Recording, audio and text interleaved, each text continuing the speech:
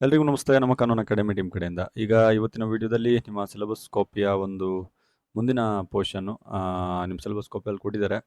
Indian approaches to socio economic offences in white collar crime ಅಂತ. ಅಂದರೆ India ಯಾವ ರೀತಿ ಈ ವೈಟ್ ಕಾಲರ್ ಕ್ರೈಮ್ಗಳನ್ನು ನೋಡ್ತಾ ಇದೆ, ಅದನ್ನು ಯಾವ ರೀತಿ ಟ್ಯಾಕಲ್ ಮಾಡಬಹುದು ಅನ್ನುವಂಥದ್ದನ್ನು ಇವತ್ತಿನ ಒಂದು ವಿಡಿಯೋದಲ್ಲಿ ನೋಡ್ತಾ ಹೋಗೋಣ. ಅಂದರೆ ಇಂಡಿಯಾದ ಅಪ್ರೋಚ್ ಏನು, ಅಂದರೆ ಭಾರತದ ಒಂದು ಯಾವ ಒಂದು ರೂಪದಲ್ಲಿ ಇಲ್ಲಿ ನಮ್ಮ ಇಂಡಿಯಾದಲ್ಲಿ ಆಗ್ತಿರುವಂಥ ಸೋಷಿಯೋ ಎಕನಾಮಿಕ್ ಅಫೆನ್ಸಸ್ಗಳನ್ನು ನೋಡ್ತಾ ಇದೆ ವೈಟ್ ಕಾಲರ್ ಕ್ರೈಮ್ಸ್ಗಳಲ್ಲಿ ಅನ್ನುವಂಥದ್ದನ್ನು ಇವತ್ತಿನ ಒಂದು ವಿಡಿಯೋದಲ್ಲಿ ನೋಡ್ತಾ ಹೋಗೋಣ.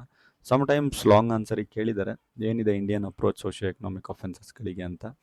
ನೀವು ತುಂಬ ಸಿಂಪಲ್ ಆಗಿದೆ. ಅಂದರೆ ನಮ್ಮ ಇಂಡಿಯಾದಲ್ಲಿ ಏನೇನು ಲೀಗಲ್ ಫ್ರೇಮ್ವರ್ಕ್ಸ್ಗಳಿದೆ, ನಮ್ಮ ಇಂಡಿಯಾದಲ್ಲಿ ಏನೇನು ಇನ್ಸ್ಟಿಟ್ಯೂಷನ್ಸ್ಗಳಿದೆ, ಈ ಮೆಕ್ಯಾನಿಸಮ್ಸ್ ಇನ್ಸ್ಟಿಟ್ಯೂಷನ್ಸ್ಗಳಿದೆ, ನಮ್ಮ ಇಂಡಿಯಾದಲ್ಲಿ ಏನೇನು ಟೆಕ್ನಾಲಜಿಕಲ್ ಇಂಟರ್ವೆನ್ಷನ್ಸ್ಗಳು ನಡೆಯುತ್ತೆ, ಏನೇನಿದೆ, ಯಾವ್ಯಾವ ರೀತಿ ಇಂಟರ್ವೆನ್ಷನ್ಸ್ಗಳು ನಡೀತಾ ಇದೆ, ಆಮೇಲೆ ನಮ್ಮ ಇಂಡಿಯಾದಲ್ಲಿ ಏನೇನು ಪ್ರಿವೆಂಟಿವ್ ಮೆಜರ್ಸ್ಗಳು ತೊಗೊಂಡಿದ್ದಾರೆ, ನಮ್ಮ ಇಂಡಿಯಾದಲ್ಲಿ ಯಾವ ರೀತಿ ಜುಡಿಷಿಯಲ್ ಪ್ರೆಸಿಡೆಂಟ್ಸ್ಗಳು ಬಂದಿದೆ, ನಮ್ಮ ಇಂಡಿಯಾದಲ್ಲಿ ಇಂಟರ್ನ್ಯಾಷನಲ್ ಕೋಆಪ್ರೇಷನ್ನ ಇಂಡಿಯಾ ಮತ್ತು ಇಂಟರ್ನ್ಯಾಷನಲ್ ಲೆವೆಲ್ನಲ್ಲಿ ಹೇಗೆ ನಮ್ಮ ಇಂಡಿಯಾ ಕೋಆಪ್ರೇಟ್ ಮಾಡ್ತಾ ಇದೆ, ರೀಸೆಂಟ್ ಇನಿಷಿಯೇಟಿವ್ಸ್ಗಳೇನು, ಕನ್ಕ್ಲೂಷನ್ ಏನು ಅನ್ನುವಂಥದ್ದನ್ನು ನಾವು ನೋಡ್ತಾ ಹೋಗೋಣ.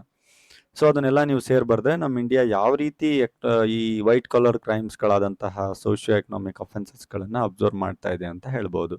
ಸೊ ಎನಿಯು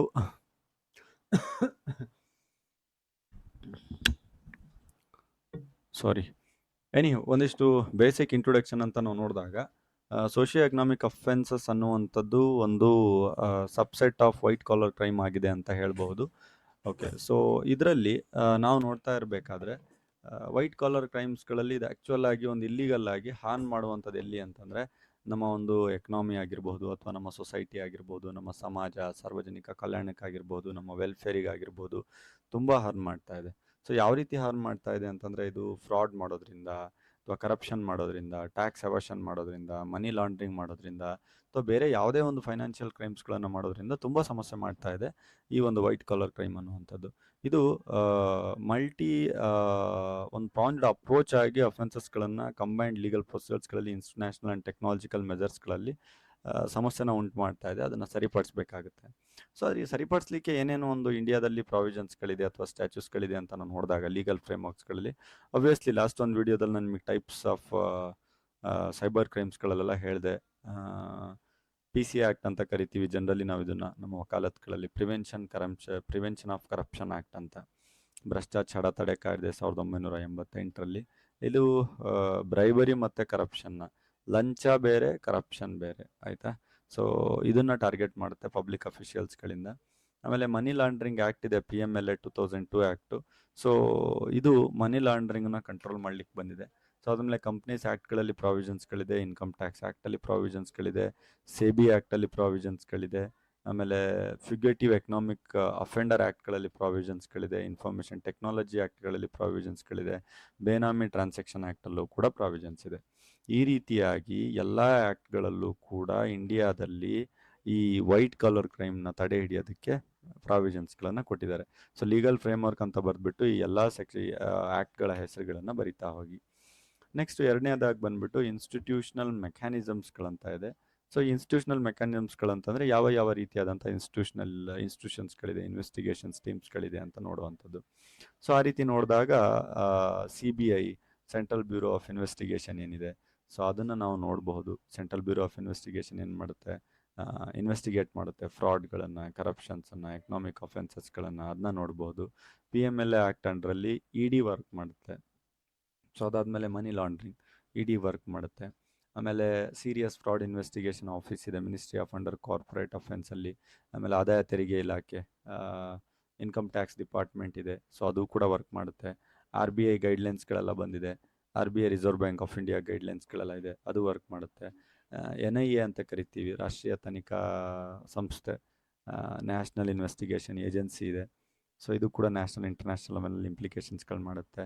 ಆಮೇಲೆ ಸೆಂಟ್ರಲ್ ಎಕನಾಮಿಕ್ ಇಂಟೆಲಿಜೆನ್ಸ್ ಬ್ಯೂರೋ ಅಂತ ಇದೆ, ಕೇಂದ್ರ ಆರ್ಥಿಕ ಗುಪ್ತಚರ ಒಂದು ಡಿಪಾರ್ಟ್ಮೆಂಟ್ ಇದೆ.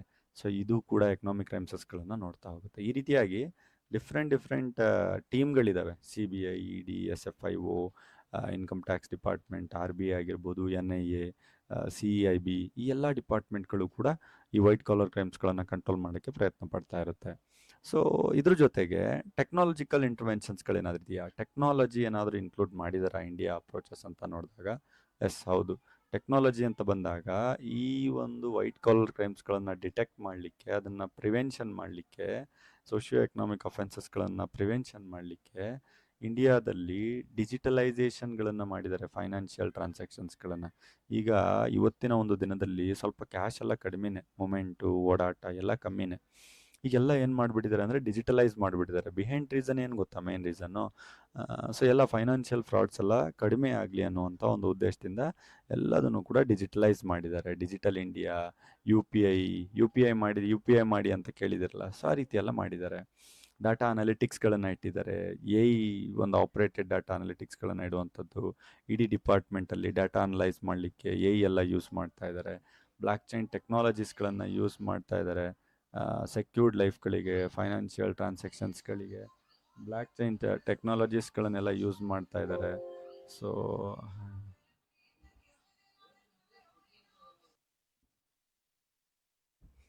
ಈ ಟೆಕ್ನಾಲಜೀಸ್ಗಳನ್ನೆಲ್ಲ ಯೂಸ್ ಮಾಡ್ತಾ ಟ್ರಾನ್ಸ್ಪರೆಂಟ್ ಆ್ಯಂಡ್ ಫೈನಾನ್ಷಿಯಲ್ ಟ್ರಾನ್ಸಾಕ್ಷನ್ಸ್ಗಳನ್ನು ಹೆಲ್ದಿಯಾಗಿ ಮೇಂಟೈನ್ ಮಾಡುವಂಥದ್ದು. ಆಮೇಲೆ ಸೈಬರ್ ಕ್ರೈಮ್ ಸೆಲ್ಸ್ಗಳಂತ ಇದೆ. ಸೊ ಈ ಸೈಬರ್ ಕ್ರೈಮ್ ಸೆಲ್ಸ್ಗಳಲ್ಲಿ ಆನ್ಲೈನ್ ಫ್ರಾಡ್ಗಳನ್ನು, ಹ್ಯಾಕಿಂಗನ್ನು, ಡಾಟಾ ಬ್ರೀಚಸ್ಸನ್ನು ಎಲ್ಲದನ್ನು ಕಂಟ್ರೋಲ್ ಮಾಡಲಿಕ್ಕೆ ಟ್ರೈ ಮಾಡ್ತಾರೆ. ಪ್ರಿವೆಂಟಿವ್ ಮೆಜರ್ ಅಂತ ತೊಗೊಂಡಿದ್ದಾರೆ, ಅಂದರೆ ಅಡ್ವಾನ್ಸ್ ಆಗಿ ಸ್ವಲ್ಪ ತಡೆಗಟ್ಟಲಿಕ್ಕೆ ಕೆಲವೊಂದು ಮೆಜರ್ಸ್ಗಳನ್ನು ಕೂಡ ತೊಗೊಂಡಿದ್ದಾರೆ. ಇಂಡಿಯಾ ಇಂಪ್ಲಿಮೆಂಟ್ ಮಾಡ್ತಾ ಇದೆ ಸೆವೆರಲ್ ಪ್ರಿವೆಂಟಿವ್ ಸ್ಟ್ರಾಟಜೀಸ್ಗಳನ್ನು ಸೋಷಿಯೋ ಎಕನಾಮಿಕ್ ಅಫೆನ್ಸಸ್ಗಳಲ್ಲಿ. ಅಂದರೆ ಈ KYC ಮಾಡಿಸಿ ಅಂತೆಲ್ಲ ಸ್ಟಾರ್ಟ್ ಮಾಡಿದ್ರು ಗೊತ್ತಾ, RBI ಗೈಡ್ಲೈನ್ಸ್ ಪ್ರಕಾರ, ಸೆಬಿ ಪ್ರಕಾರ. ಎಲ್ಲ KYC ಏನಕ್ಕೆ ಅಂತಂದರೆ, ನಾವ್ ಯುವರ್ ಕಸ್ಟಮರ್ ಅಂತ ಏನಕ್ಕೆ ಸ್ಟಾರ್ಟ್ ಮಾಡಿದ್ರು ಅಂದರೆ, ಸೊ ನಿಮ್ಮ ಒಂದು ಐಡೆಂಟಿಫಿಕೇಷನ್ ಇರಲಿ, ಏನಾದರೂ ಫ್ರಾಡ್ಗಳಾದಾಗ ನಿಮ್ಮ ಒಂದು ಆಧಾರ್ ಕಾರ್ಡ್ ಎಲ್ಲ ಕನೆಕ್ಟ್ ಇದ್ದು ಎಲ್ಲದನ್ನು ಕೂಡ ಸೆಂಟ್ರಲೈಸ್ ಮಾಡಲಿಕ್ಕೆ ಇದನ್ನು ಸ್ಟಾರ್ಟ್ ಮಾಡಿದ್ದು. ಆಮೇಲೆ ವಿಸ್ಲೆ ಬ್ಲೋವರ್ ಪ್ರೊಟೆಕ್ಷನ್ ಅನ್ನುವಂಥ ಒಂದು ಮಾಡಿದ್ದಾರೆ, ವಿಸಲ್ ಬ್ಲೋವರ್ ಪ್ರೊಟೆಕ್ಷನ್ ಅಂತ ಒಂದು ಮಾಡಿದ್ದಾರೆ, ಸಾರಿ. ಈ ವಿಸಲ್ ಬ್ಲೋವರ್ ಪ್ರೊಟೆಕ್ಷನ್ ಆ್ಯಕ್ಟ್ ಅನ್ನುವಂಥ 2014 ಎನ್ಕರೇಜ್ ಮಾಡ್ತಾ ಇದೆ ಕರಪ್ಷನ್ ಮತ್ತು ಫ್ರಾಡ್ನ ಕಂಟ್ರೋಲ್ ಮಾಡಲಿಕ್ಕೆ. ಆಮೇಲೆ ಸುಮಾರು ಪಬ್ಲಿಕ್ ಅವೇರ್ನೆಸ್ ಪ್ರೋಗ್ರಾಮ್ಸ್ಗಳನ್ನು ನಡೆಸುವಂಥದ್ದು. ಈ ರೀತಿ ಫ್ರಾಡ್ ಆಗುತ್ತೆ, ಸೈಬರ್ ಕ್ರೈಮ್ಸ್, ಕರಪ್ಷನ್ ಆಗುತ್ತೆ ಅಂತ ಗೌರ್ಮೆಂಟ್ ಕಡೆಯಿಂದ ಇನಿಷಿಯೇಟಿವ್ಸ್ಗಳನ್ನು ಕೊಡ್ತಾರೆ. ಕಾರ್ಪೊರೇಟ್ ಗವರ್ನೆನ್ಸ್ ರಿಫಾರ್ಮ್ಸ್ಗಳನ್ನು ತಂದಿದ್ದಾರೆ. ಸೊ ಸ್ಟ್ರೆಂಥನಿಂಗ್ ಮಾಡ್ಲಿಕ್ಕೆ ಟ್ರೈ ಮಾಡ್ತಾ ಇದ್ದಾರೆ ಅಕೌಂಟಬಿಲಿಟಿ, ಟ್ರಾನ್ಸ್ಪರೆಂಟಿಯನ್ನು ಕಾರ್ಪೊರೇಟ್ ಆಪರೇಷನ್ಸ್ಗಳಲ್ಲಿ. ಸೊ ಅದಾದಮೇಲೆ ಜುಡಿಷಿಯಲ್ ಆ್ಯಂಡ್ ಎನ್ಫೋರ್ಸ್ಮೆಂಟ್ ರಿಫಾರ್ಮ್ಸ್ಗಳಲ್ಲಿ ಕೂಡ ಇದನ್ನು ಮಾತಾಡಿದ್ದಾರೆ. ಸೊ ಜುಡಿಷಿಯಲ್ ಆ್ಯಂಡ್ ಎನ್ಫೋರ್ಸ್ಮೆಂಟ್ ರಿಫಾರ್ಮ್ಸ್ಗಳಲ್ಲಿ ರೀತಿ ಅಂದರೆ ಕೆಲವೊಂದು ಸ್ಪೆಷಲ್ ಕೋರ್ಟ್ಸ್ಗಳನ್ನು ಎಸ್ಟಾಬ್ಲಿಷ್ ಮಾಡಿದ್ದಾರೆ ವೈಟ್ ಕಾಲರ್ ಕ್ರೈಮ್ಸ್ಗಳನ್ನು ಕಂಟ್ರೋಲ್ ಮಾಡಲಿಕ್ಕೆ. ಸ್ವಲ್ಪ ಫಾಸ್ಟಾಗಿ ಪ್ರೋಸೆಸ್ ನಡೆಯಲಿ ಅಂಥೇಳಿ ಫಾಸ್ಟಾಗಿ ಇನ್ವೆಸ್ಟಿಗೇಷನ್ಸ್ಗಳನ್ನು ಕೂಡ ಸ್ಟಾರ್ಟ್ ಮಾಡಿದ್ದಾರೆ.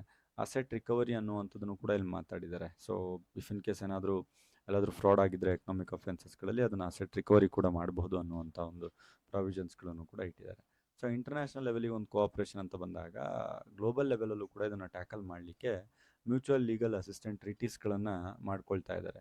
ಸೊ ಅಂದರೆ ನಮ್ಮಲ್ಲಿರುವಂಥ ಇನ್ಫಾರ್ಮೇಷನ್ಗಳನ್ನ ಶೇರ್ ಮಾಡಿಕೊಂಡು, ಸೊ ಯಾವ ರೀತಿ ನಾವು ನಡ್ಸ್ಕೊಂಡು ಹೋಗಬೇಕು ಅಂತ. ಆಮೇಲೆ ಇಂಟರ್ನ್ಯಾಷನಲ್ ಲೆವೆಲ್ನ ಪೊಲೀಸ್, ಇಂಟರ್ಪೋಲ್ ಅಂತ ನಾವು ಕರಿತೀವಿ, international police and financial action task force ಅನ್ನುವಂಥದ್ದಕ್ಕೆ ಈ money laundering and terrorist financing ಇದೆಯಲ್ಲ, ಸೊ ಅದನ್ನು ಟ್ಯಾಕಲ್ ಮಾಡಲಿಕ್ಕೆ ಈ ಟೀಮ್ ಜೊತೆ ಸೇರ್ಕೊಂಡಿದ್ದಾರೆ ನಮ್ಮ ಇಂಡಿಯಾದವರು ಕೂಡ. ಎಕ್ಸ್ಟ್ರಾಡಿಷನ್ ಟ್ರೀಟೀಸ್ಗಳನ್ನು ಎಲ್ಲ ಮಾಡ್ಕೊಂಡಿದ್ದಾರೆ ಎಕನಾಮಿಕ್ ಅಫೆನ್ಸಸ್ಗಳನ್ನು ಕಂಟ್ರೋಲ್ ಮಾಡಲಿಕ್ಕೆ.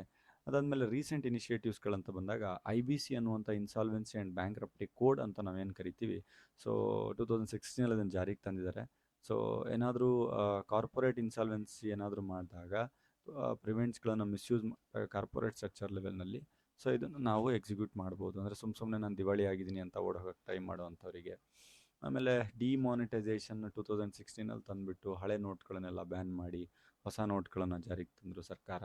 ಸೊ ಅಂಥ ಸಂದರ್ಭದಲ್ಲಿ ಆದಂಥ ಬದಲಾವಣೆಗಳ ಬಗ್ಗೆ ಮಾತಾಡಿದ್ದಾರೆ.